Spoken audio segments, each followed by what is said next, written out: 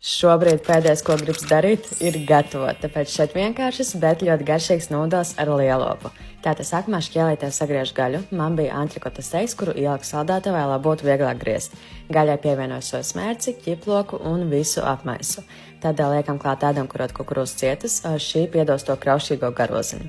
Nu, lūk, pagaidām liekam maliņā un citā bļodā gatavoju mērci. Sojas mērce, sezama eļļa, ķiploks, čili pārslas, sāls, medus, vīna etiķis un nedaudz ūdens.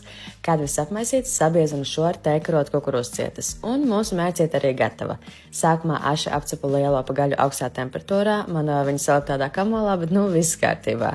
Kad apcepusies, ņemu nost un pārēlā šim uzvārīju olu nūdels. Tad tajā pat pannā kādas 4 minūtes apcepu papriku, pievienoju uzvārītās nūdeles un iepriekš pagatavoto mērci. Visu riktīgi apmaisu un tad atliek tikai iemaisīt gaļu un zaļos lociņus. Nu re, un super garšīgas nūdeles gatavas. Atā!